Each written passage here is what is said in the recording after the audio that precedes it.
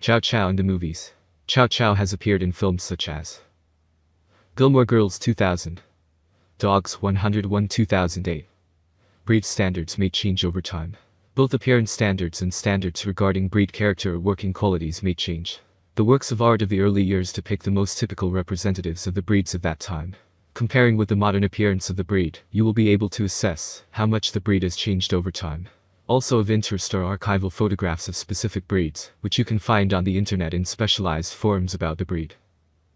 Historical reference of the breed and subgroup.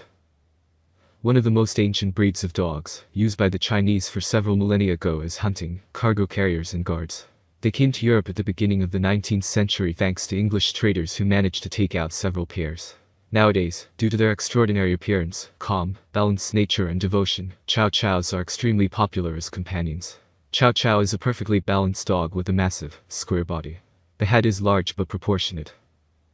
The characteristic look of Chow Chow betrays his independent disposition. The Chow Chow tongue, like that of the Shar-Pei and the polar bear, is black and blue. The ears are small and point forward. There are two varieties of Chow Chow, short and long-haired. Long-haired Chow Chows have profuse, luxuriant, protruding, thick and long coats, while short-haired Chow Chows are correspondingly shorter and more close-fitting. Color solid, black, brown, cream, blue, red. Height at the withers from 48 to 51 centimeters, weight from 21 to 32 kilograms. Chow Chow hails from China, where his track record was very high as a hunter, watchman, herder and draft dog. It was also used in nighttime to guard junks and sampans. However, one should also recall the sad page in the history of the use of Chow Chow. They were eaten. During big holidays, Chow Chow was sold in butcher shops. The ancestors of Chow Chow seem to have been northern dogs and heavy mastiffs of the east. In 1870, short-haired Chow Chows were brought to England, where they were a curiosity and were called edible dogs. Currently, the short-hair variety is very common. The teddy bear-like Chow Chow is extremely popular in the UK and the US. Chow Chow has no doubts about his high mental abilities and excellent physical data, and has good reason to do so. Long hair requires thorough care. In the summer, the dog should not be left in the open sun. Despite the independent and calm nature, Chow Chow is a real watchman. The psyche of males and females is different. Males, as a rule, are more balanced and restrained. Their prudence sometimes reaches the point of absurdity. They believe that the decision is always up to them. It is quite difficult to unbalance him, but if he starts a fight, then in battle he becomes a formidable opponent. Under all circumstances, the male Chow Chow is able to maintain dignity and equanimity. Excessive outbursts of anger are not characteristic of him, and fear is a humiliation of his dignity. The psyche of a bitch is thinner, richer and more complex. As a rule, she is smarter than a dog. They are gentle, very flirtatious with males, but, putting males in their place, they express dissatisfaction with grumpy nasty barking, and a special manner of biting, not fiercely, like fighting dogs, but shallowly grasping the skin, but the enemy squeals in pain and retreats. The dog does not allow itself to be commanded and forced by training. It requires an even, calm, serious and affectionate attitude. It is capricious to the point of obstinacy. Chow Chow, due to sensitivity, restraint and independence of character, is rather difficult to train, and when raising a puppy, it is necessary to show all the best features of your own character. Constant exercise, supervision, careful education are absolutely necessary for this breed of dog. Be sure to comb the coat every day with a massage wire brush. Because of their thick coats, Chow Chows do not tolerate heat well. They are very clean and love order. They will never run through a puddle, and when passing between flower beds and beds they will not step on loosened earth. They will not touch a single plant. Chow Chow never picks up from the ground, and if he's interested in the smell, then examines it with the thoroughness of a professor. It is very difficult to remove the mask of importance from Chow Chow on the street, although at home he behaves like a master, calmly and naturally. They are prone to hepatosplasia, skin diseases and eyelid anomalies. Due to the infertility and breeding characteristics known only to experts, the Chow Chow will never be a very numerous breed. Chow Chow is an ancient riddle of the East. The assumption that Chow Chow is the closest relative of the wolf can be proved by several examples. The blue tongue is an inheritance from some species of extinct polar wolves. The original blue color of Chow Chow is another trait of a wild ancestor, as well as a good sense of smell, the ability to hunt. There are several versions of the origin of the breed, but it is known for certain that its history goes back more than 2 millennia. Images of Chow Chow are found on Chinese faience from a very ancient period of 150 years before Christ. The purebred Chow Chow line was maintained in Buddhist monasteries, where they bred the breed and kept special journals, in essence, Chow Chow genealogical books. Refreshment of blood was carried out by exchanging producers between monasteries. They were used for hunting, guarding, for driving cattle, as a sled dog. There is a version set forth in ancient manuscripts. It speaks of the sacred purpose of these dogs. During its existence, this dog was called differently: Tibetan Mastiff, Tatter Dog, Barbarian Dog, and for almost 100 years it has been called Chow Chow. Chow Chow is the most ancient representative of Spitz. The breed was listed in the Book of the English Kennel Club in 1894. And the first dogs were taken by English sailors to England as an exotic item, and they were placed in a zoo. The second export of Chow Chow took place later. An English merchant brought several dogs for the Prince of Wales.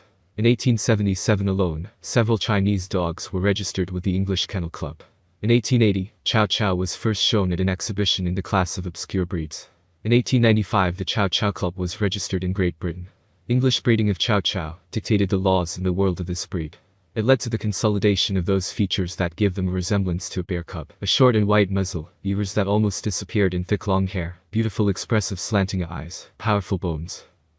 The Chow Chow breed is not very strongly attached to the human family in which it lives. Some breeds are strongly attached to one person, others to all members of the human family, others may have a friendly attitude towards all people in general, and the fourth may not have close ties even with the owner.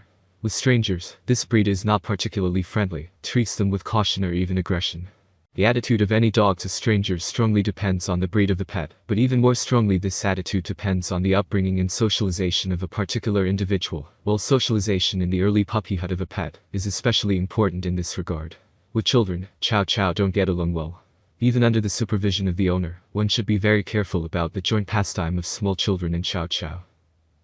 Some breeds of dogs are more relaxed about the behavior of young children, and may not pay attention to semantics of children. However, it should be understood that dogs of all breeds, no matter how friendly they are, should be with children only under the supervision of the owner or adults, since in addition to the qualities of the breed in relation to children, there are also the individual characteristics of each dog, its upbringing and previous experience in communicating with children. Even these relationships are largely influenced by the behavior of children.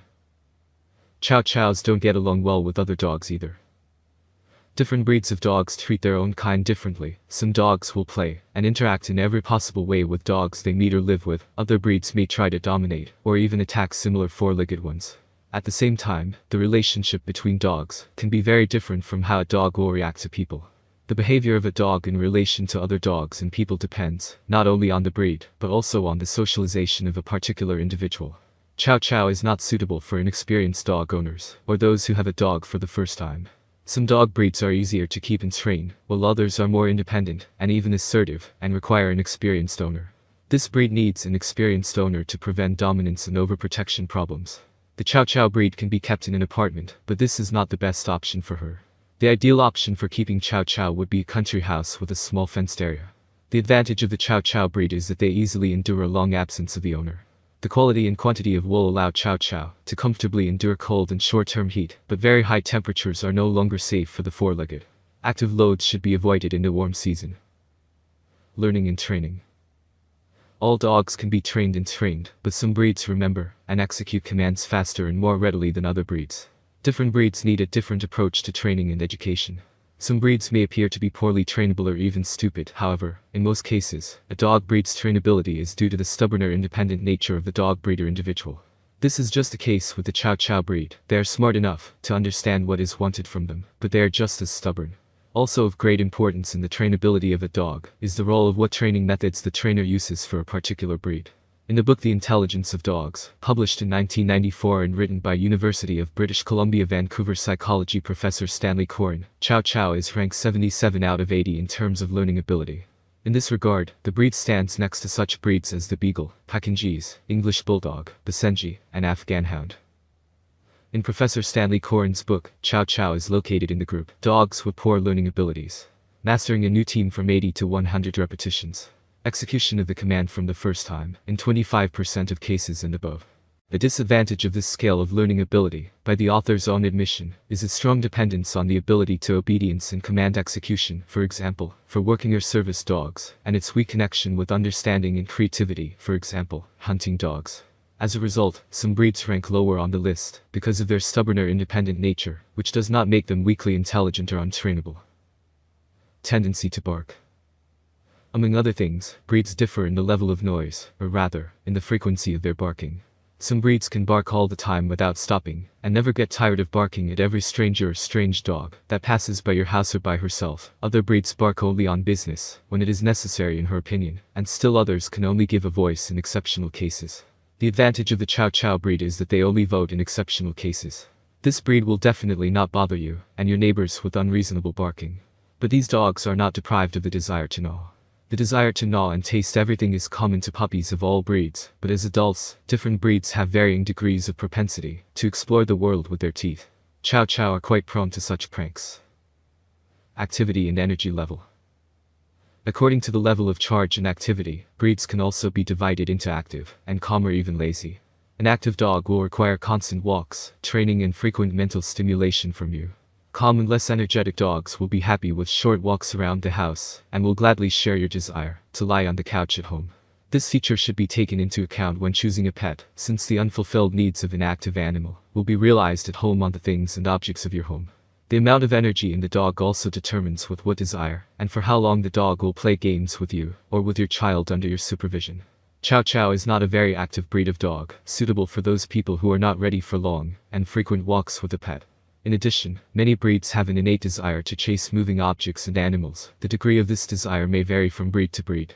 If this innate instinct is highly developed in a dog, you need to carefully monitor the pet during a walk and keep it on a leash, since any moving object can provoke the dog to chase, even if it is a car that can harm the animal. At such moments the dog can disobey the call of the owner and switch all your attention to the moving target. In addition, such breeds pose an additional danger to small domestic animals and birds. However, Chow Chows are not prone to such activities. Passion for vagrancy and love of freedom. Some breeds have a tendency to cover long distances on their fours, for which they were bred, so these dogs, following their instinct, will not miss the opportunity to escape from you and run a couple of kilometers, despite your calls. Sled dogs, hounds and bloodhounds are mainly inclined to such walks. Chow Chows do not run away from their owners during walks, and do not run away from home. Tendency to drool. The amount of saliva produced depends on the characteristics of the breed. Some breeds salivate, so much that they can leave marks on the carpet, on the sofa, on the floor and on you. Other breeds also salivate, but this happens in much less quantities. Chow Chows produce saliva, but its amount is not large. This parameter is approximately the same as in most breeds. A big plus for Chow Chows is that they leave little hair behind outside of the shedding season. The amount of dog hair in your home and on your clothes depends a lot on what breed you choose. Some breeds shed all year round, others only seasonally, others hardly shed. This characteristic of the breed can be important depending on where you plan to keep the pet, whether members of your family are allergic to animal hair, and how important it is to you in general. Dog care. Some breeds may require a lot of grooming and attention due to co-characteristics, muzzle shape, habitat, or the general health of the breed. The Chow Chow breed sheds heavily in spring and fall, requiring more care than other seasons. It is important that owners use the right tool to avoid damaging the skin and make it easier to care for. The three types of brushes that owners can use on their Chow Chows are a medium hard brush for large areas of the body, a smooth brush for small areas, and a pin brush for grooming longer strands of hair. In addition, a spray conditioner can help prevent breakage and tearing of the thick layer of hair. Finally, a monthly bath is required to avoid fleas and keep the fur clean. General health of the breed on a 10-point scale. The general health of dogs of this breed, and the possibility of the appearance of genetic diseases in them can be assessed on a 10-point scale of 4 points. That is, these are dogs with a certain number of possible diseases. Chow Chows can suffer from entropine, glaucoma, juvenile cataract, lymphoma, hip dysplasia, diabetes, and stomach cancer. Chow Chows are a breed with a high risk of autoimmune disease, and are predisposed to skin melanoma. The average lifespan of Chow Chow is 11 to 15 years.